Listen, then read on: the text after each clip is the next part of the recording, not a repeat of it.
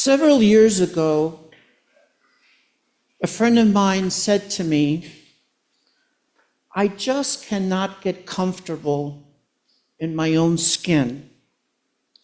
And then he shared and described to me his life. He described comparison and competition with others, which he believed he was not enough. He spoke of expectations that he could never meet. He revealed that loneliness had isolated him and his family, with his friends, and even at church. He was describing to me what I would consider skin level life. He was looking all around him at the people and circumstances of his life, but he was either unwilling or just unable to look within himself. He wanted what the 9 lepers wanted. He simply wanted new skin, comfortable skin. He wanted to be accepted and approved by others. He wanted the priest in his life, all those people whom he gave power and authority over himself, to declare him to be clean and to simply be enough. If today's gospel statistics are any indication, then 90% of us live basically at skin level. That is, we live barely on the surface. It is sometimes what you see is what you get type attitude. And we assume sometimes that there is nothing else. At skin level, our view of life is mostly determined by whether life is going our way or whether we get what we want. Life is very much exteriorized. And that is not to suggest that skin level life is easy or pain-free. I think to the contrary, life at that level feels mostly like just simply day-to-day survival. Rarely peaceful. And it leaves us feeling as if something is missing within us. More than anything else, skin level seeks to be comfortable, physically, emotionally, spiritually, socially, and financially. There is something wrong with being comfortable until we choose to settle for being comfortable rather than moving to a deeper place, a deeper way of seeing, of relating, of living. Sometimes comfort can insulate us from the reality of life and, more importantly, the presence of God. It seems that only about 10%, 1 in 10 lepers, are willing to move into a new direction, to seek a wholeness that cannot be found in more comfort. For most of us, when life gets uncomfortable, when things do not go our way, and we do not get what we want or expect, then we begin seeking relief. We simply want the pain to stop and the situation to either go away or simply change. Too often we look for quick, easy solutions. Something that will make us comfortable again, something that will allow us to go back to life the way it was before. My friends, that is the life of a leper. That is a skin level life. One day you are clean, life is as expected, you have work, you have friends, you have family, you are part of a faith community. The next day, things change, and the next day you are considered unclean. For the 10 lepers in today's gospel, that means no family, no friends except each other, no work, no temple. They were physically shunned and excluded. They were kept at the furthest edges of society.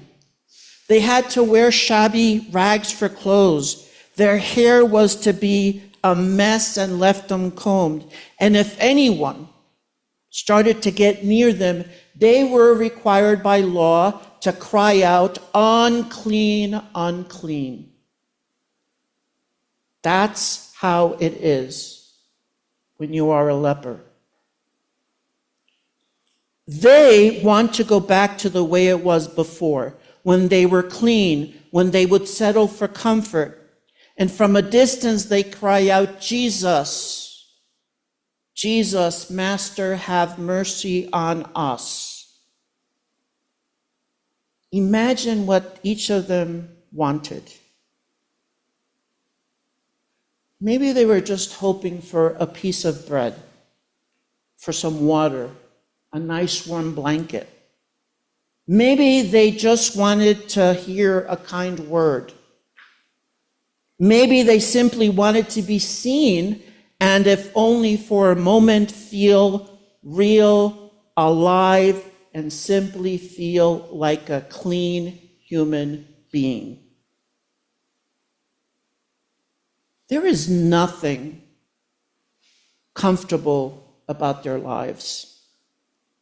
At skin level, each day of life is spent searching for some sort of relief. I know that search, and I'll bet you also. And regardless of our skin condition, we know what it's like to be a leper. Now, we may not have lived under the same conditions as the lepers of Jesus' time, but we each have a story to tell about a time when we simply could not get comfortable in our own skin. And that, my dear friends, is the leprosy of today. Today's leprosy is not a medical condition or a legal status. It is rather a spiritual condition. It is the leprosy of the heart. Its symptoms have nothing to do with skin. Instead, they are things like perfectionism, gluttony, sadness, anger, pride, boredom, gossip, the need to control everything, to have approval from everybody, the fear of being judged, restlessness, excessive busyness, grudges to be held with everybody, prejudices, jealousy, condemnation, indifference, and addiction. Leprosy distorts how we see and how each of us relates to God. These symptoms, what the early church mothers and fathers called passions, reveal a deep discomfort within each of us. As long as we deal with them at the level of skin, seeking cleanliness rather than wholeness, we can never be made truly well. Leprosy even convinces us that the most we can hope for is a declaration of cleanliness. And so we settle for being simply comfortable rather than being changed. We seek relief rather than wholeness. We desire something from Jesus more than we desire Jesus himself.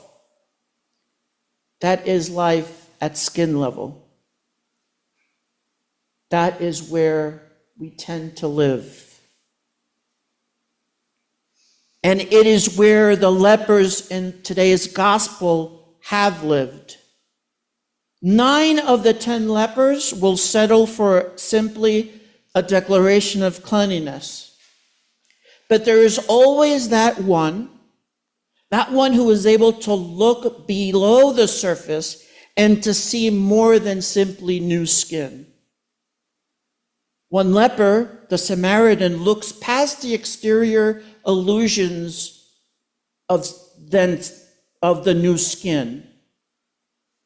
He sees a deeper reality and understands that healing is an interior condition. It is about the heart more than the skin. And if he wants the healing and the wholeness that Jesus is offering, he will have to turn around and go in a direction different from the other 9. And he does. While 9 lepers celebrate new skin, 1 leper celebrates the creator of that new skin. While 9 lepers hear the priest say, "You are clean," 1 leper hears God-man say, "Get up, go on your way, your faith has made you well." If today's gospel statistics are any indication, then 90% of us live at skin level. But I'm telling you, Jesus offers more. He desires more for us than we even desire for ourselves. And what Jesus does for the one, he offers to the all. We're not 10 made clean. But the other 9, Jesus says, where are they? Was none of them found to return and give praise to God, except this foreigner? That is not a rebuke, but an invitation for each of us to look to Jesus, to not just be made whole in new skin, but to take Jesus and his words and his gospel and his Eucharist into hearts. And may those hearts be changed. Amen.